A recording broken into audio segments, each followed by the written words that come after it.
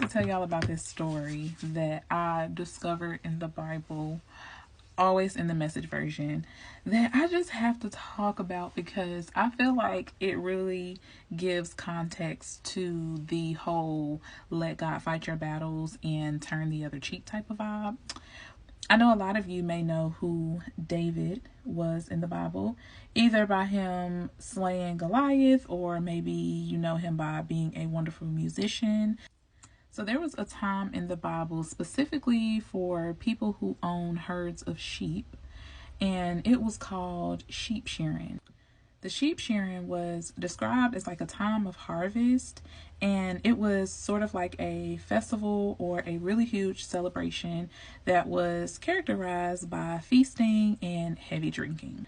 And this was also a time for the same sheep ranchers who owned herds of sheep to generally be very generous in their giving and to show hospitality towards others, because after the feasting there was typically always extra to spare. So there was a specific sheep rancher and his name was King Nabal, and in the Bible it says that his name actually meant fool.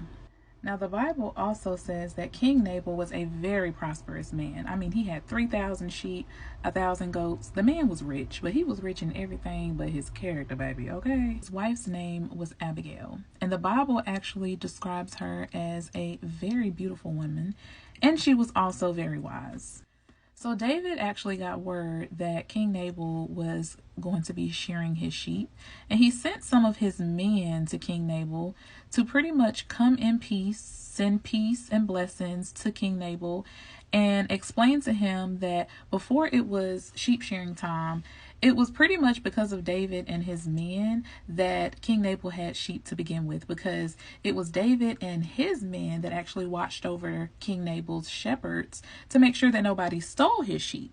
So King David was like, whatever you have left, whatever you feel, whatever God places on your heart to give to me and my men, we will take it. I don't know. I'm not going to tell you a number. I'm not going to tell you what to give. Just whatever your heart's desire, okay? So David's men did just that. They came in peace and they gave the word that David actually told them to give to King Nabal. And y'all know I told you his name meant fool. And how do fools act? They act like they ain't got no sense. King Nabal had the nerve to say, "Who is this David? Who is this David you speak of? Who is this man? Who are y'all even talking to me about?" And he even goes on further to say, this country is full of runaway servants. Do you think I'm going to share my bread and my wine with a man that I've never even laid my eyes on? Y'all, this is after David slayed Goliath. King Nabal, you know who David is. The whole country know who David is. Don't do that. So King Nabal was pretty much just trying to insult David. He knew who David was. And David's men went back to David and pretty much told David what King Nabal said. And when I tell y'all David was hot, excuse me? David had every right to be mad. Y'all, David was so mad, he told his men to strap up their swords. In my mind, I took that as, man, let's go get this fool. Like, seriously, the Bible even says that David felt like it was really a slap in his face for King Nabal to insult him when he was the reason that this man even had anything to share in the first place. But let me tell you how God stepped in. So one of King Nabal's men actually overheard the conversation and snitched and told his wife that he was pretty much dissing David. And the servant who overheard the conversation actually vouched for David and was like, yeah, he did make sure that none of the sheep were stolen.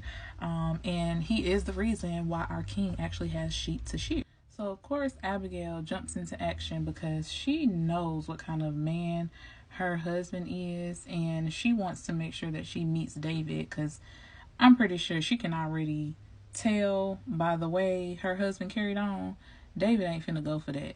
So she ends up meeting David and his 400 men. Honey, David was strapped on the road to kind of calm him down and offer him some of what David wanted in the first place.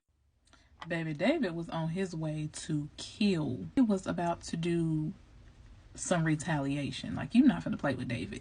This is the same person that killed Goliath. Like, why would you want to play with him? When she met David halfway, she actually ended up really giving him much more than he probably even thought he would have received from King Nabal, because, I mean, she was so apologetic. Like, please forgive my husband, the foolish man. She ended up talking David pretty much out of killing her husband.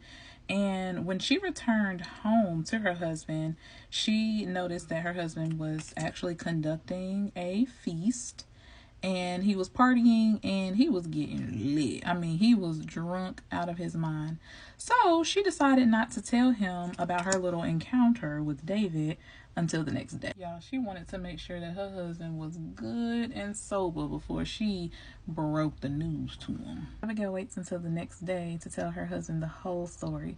And when she told him, y'all, why this man ended up having a heart attack and falling into a coma, then after that, it says that about 10 days later, God finished him off and he died. When David ended up hearing that King Nabal was dead, he actually realized that God saved him from an evil act and allowed King Nabal's insults to boomerang right back on him. David ultimately ended up getting everything he wanted, plus more.